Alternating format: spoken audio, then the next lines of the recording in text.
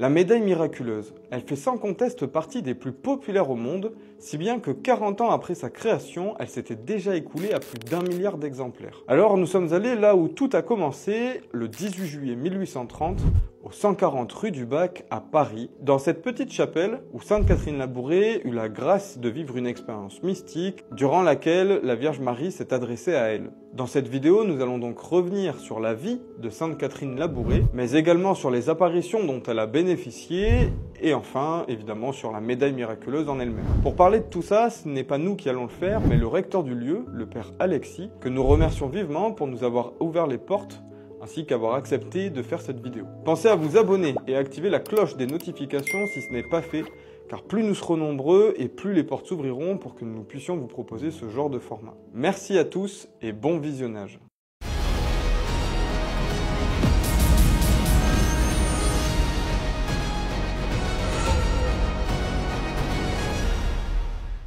Bonjour Monsieur l'abbé. Bonjour Aurélien, comment ça va?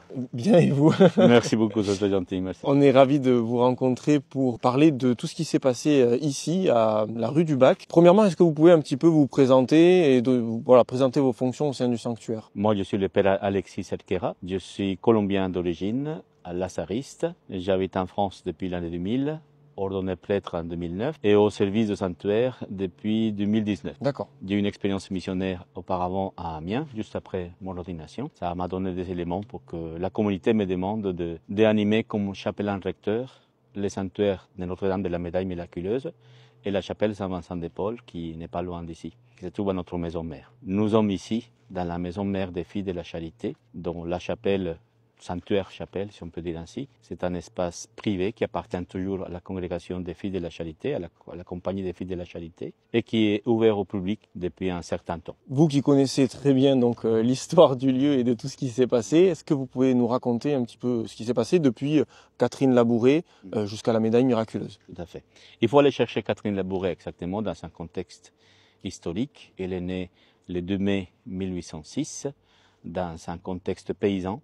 Elle est née dans la région de Bourgogne, département de la Côte d'Or, et le petit village s'appelle aujourd'hui, et s'appelle depuis toujours, Fan-les-Moutiers.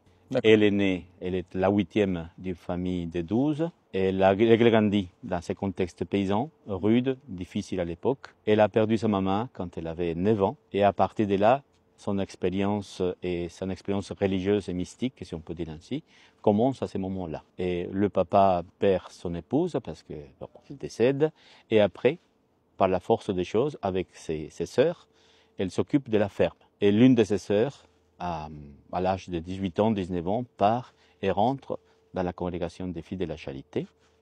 Et à partir de là, elle s'occupe avec plus d'intensité de toutes les affaires de la ferme. Traire les vaches, sortir les cochons, préparer le repas pour les ouvriers, faire du fromage, etc. Ça a appris beaucoup de choses à la petite Catherine, chose que l'a un peu aussi empêché de faire des études. Elle a appris tardivement à lire et à écrire. À un moment donné, à l'âge de 19 ans à peu près, elle commence à recevoir, si on peut dire ainsi, des messages du ciel, et celui-ci commence par un rêve, par un songe. Donc elle voit un vieil homme, un vieux prêtre, qui l'appelle à son service. D'accord. Pas à son service de lui-même, un service des plus pauvres. Donc elle va, par un autre événement historique, identifier cet homme comme Vincent de Paul. Donc son expérience commence avec cet appel de Dieu par l'intercession de Vincent de Paul. Elle commence à découvrir ce charisme qui l'attire de plus en plus et qu'elle connaît déjà par rapport à sa sœur, qui est rentrée avec les Filles de la Charité. Forcément, son père s'y oppose parce que déjà, il avait déjà donné l'une de ses enfants à la compagnie des Filles de la Charité. Une deuxième, ça lui semblait complexe, sachant qu'il avait des choses à s'occuper à la ferme. Elle insiste, elle vit l'opposition de son père. Les autres frères et sœurs convainquent son père de la laisser partir et elle se trouve à Paris à l'âge de 24 ans pour commencer son séminaire, ce qui est semblable à un noviciat. D'accord. Le fait que la Compagnie des Filles de la Charité, c'est une institution missionnaire, donc la première formation s'appelle le séminaire, depuis toujours. Elle arrive à Paris au début du mois d'avril. Elle assiste à la translation des reliques de la cathédrale Notre-Dame jusqu'à la chapelle Saint-Vincent-de-Paul de Lazariste. Elle assiste à la translation des reliques. Donc, 12e coïncidence, si on peut dire ainsi, ou 12e appel des seigneurs, à comprendre ces charismes. Elle vient, elle fait son séminaire avec les filles de la charité. Elle apprend les charismes dans une communauté qui avait déjà l'expérience de l'Immaculée Conception, si on peut dire ainsi. L'expérience parce qu'il avait une forte dévotion qui est née aussi avec la fondatrice des filles de la charité, Louise de Marillac, Sainte Louise de Marillac. Elle réécoute cet appel de Dieu et la nuit de 18 au 19 juillet 1830, dans un contexte politique et sociologique complexe pour le pays, elle reçoit la visite de celle qu'elle avait adoptée comme mère à l'âge de 9 ans. Ça rappelle ses premières petites expériences quand, au moment où sa maman décède, elle embrasse une statue de la Vierge Marie et elle lui dit, à partir de maintenant, c'est toi ma mère. D'accord. Et ça s'est fait aussi dans ce contexte maternel. Parce que Catherine dort dans le dortoir avec les autres séminaristes. Elle entend ou elle voit un jeune homme qui vient la réveiller, un enfant. On l'associe à l'ange gardien, qui la conduira à la chapelle. Et elle certifie que ce n'était pas un rêve. Elle est vraiment réveillée, elle se levait, elle est rentrée dans la chapelle, qui était toute éclairée, avec la crainte d'être surpris dans cette situation-là. Oui. Et elle ne croit pas trop à ce qui arrive. Et l'enfant insiste, jusqu'au moment donné, elle entend des foufrous de soie qui rentrent dans la chapelle. Et tout à coup, elle sursaute, elle se trouve à genoux, avec la Vierge Marie assise sur le fauteuil de directeur. Elle dit, Catherine, dans les textes qu'il a écrits, que c'était les 2 heures les plus merveilleuses de sa vie. Et c'était un dialogue maternel, délicieux. Elle a passé 2 heures à peu près de dialogue, d'après ce qu'elle raconte. Donc, à ce premier moment, elle reçoit une demande de créer ou de former un groupe de jeunes qui sera dédié à la dévotion mariale, ce qu'on appelait à l'époque les enfants de Marie. Aujourd'hui, jeunesse mariale vincentienne, qui est répandue par tout le monde. Aussi, elle reçoit un appel de Marie à être fidèle au charisme de Vincent de Paul et de Louise de Marillac, dont les 2 compagnies fondées, ou les 2 congrégations fondées par Louise et Vincent, traversaient un temps de crise à cause de l'influence politique de l'époque. Mais elle entend d'autres messages. Elle n'écrit pas beaucoup sur ces rencontres.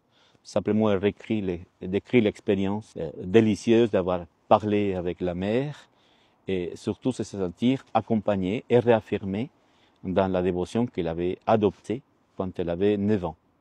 Marie affirme aussi son désir de devenir sa maman, en quelque sorte. Donc c'est la première expérience. Elle retourne se coucher. Elle dit qu'elle n'avait pas de sommeil, qu'elle se réveillait le lendemain, tranquille, sans problème. Elle en parle à son directeur spirituel, le père Aladel, qui, comme on peut comprendre, ne la croit pas. Elle dit, arrêtez cette histoire de jeune fille. Il faut dire que Catherine arrive à Paris à 24 ans. Oui. Donc ce n'était pas une fillette, c'est vraiment une jeune fille. Bien sûr.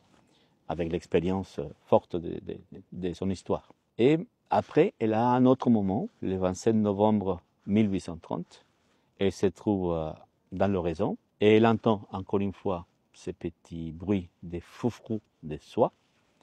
Elle se trouve au milieu de ses sœurs, dans la chapelle. Elle voit apparaître sur un coin de maître-autel, de chœur, et elle voit la Vierge apparaître avec un globe doré qu'elle porte entre ses mains, à l'autour de sa poitrine, et elle entend une voix.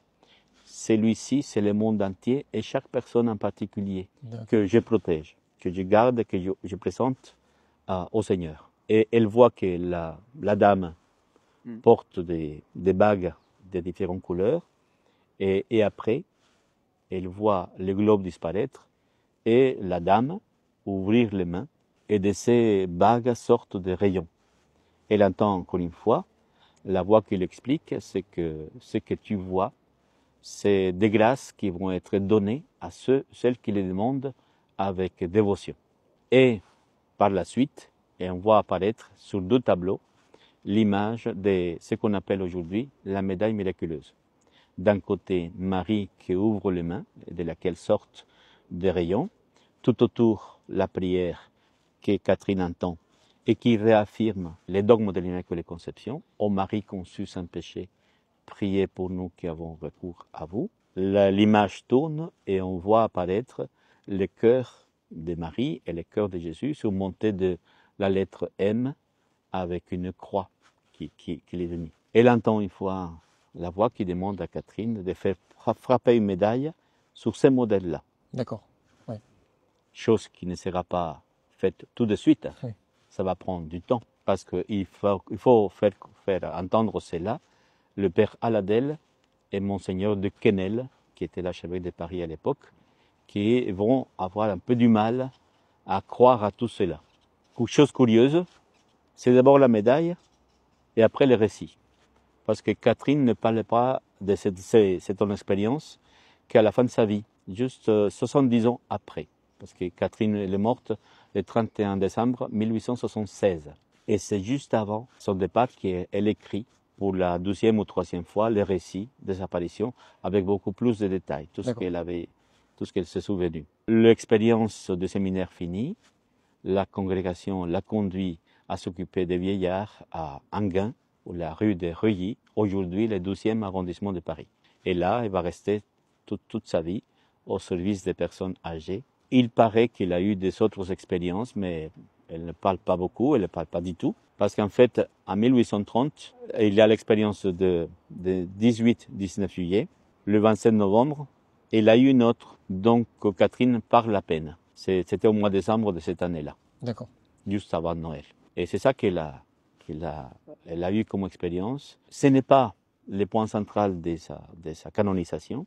Le point central de sa canonisation, c'est avoir répondu à l'appel du Seigneur dans les services charitables des plus petits de l'époque, dont les personnes âgées. C'est à partir de là qu'on comprend sa sainteté. D'accord. Catherine était censée de ne pas trop en parler. Elle ne voulait pas, dans la tradition de la congrégation de la mission et de la compagnie des filles de la charité. Pardon.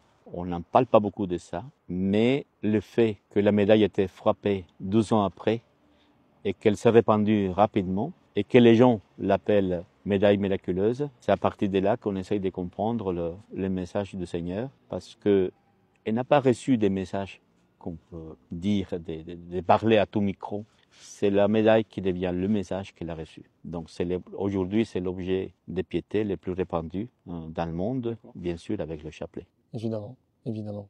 Pour vous, cette médaille, elle est survenue dans un contexte assez particulier. De mémoire, je crois qu'il y avait une épidémie de choléra, voilà, quelque chose comme ça. Quel est le message que voulait faire passer, que veut toujours faire passer la Sainte Vierge à travers cet objet de piété finalement? Je crois qu'il faut se rappeler ce que la Vierge Marie a demandé. Celles qui porteront ces médailles avec dévotion recevront des grâces en abondance, la grâce demandée. Je crois que fondamentalement, on voit Marie qui protège ses fidèles ou toute personne, parce que il faut, au premier moment de l'apparition, c'est chaque personne, toute la création et chaque personne en particulier. Donc il n'y a aucune distinction. Tout le monde peut s'adresser à Marie comme la mère du Sauveur est notre mère, et elle accepte aussi l'hommage de toute personne qui vient à la chapelle et qui porte la médaille partout dans le monde. Je crois que le message fondamental, c'est de se savoir et de reconnaître que nous avons la Mère du ciel qui nous accompagne, qui nous soutient, comme toute mère, la nôtre, qui ont accepté cette mission de nous aider, de nous éduquer, de nous former, de nous faire grandir, de nous accompagner, etc. Indépendamment aussi des défauts de nos mères à nous. Mais en Marie, on voit cet accompagnement maternel qui va se réaffirmer et se confirmer à la croix, quand le Seigneur dit « Voici ta mère », qui on la voit aussi aux noces de Cana, qui s'occupe aussi des affaires du quotidien pour le couple. Et on voit cette maternité qui est toujours présente et qui nous accompagne, cette figure maternelle qui nous suit, à laquelle on peut s'adresser tranquillement, avec beaucoup de confiance, comme toute mère, et qui répond à notre appel. à nos demandes. Et ça passe par la médaille. Ce petit objet qui peut être en métal précieux ou banal comme le plastique ou comme l'aluminium et que beaucoup de personnes portent sur soi et qu'en la touchant, on se rappelle de cette présence maternelle qui est définie par la suite avec le Père Adadel, l'apparition de Lourdes et l'Église universelle comme les dogmes de l'Immaculée Conception. Si vous aviez un message à faire passer à ceux qui nous regardent par rapport à tout ce qui s'est passé là, qu'est-ce que ce serait? Je crois que fondamentalement, c'est la confiance. La confiance.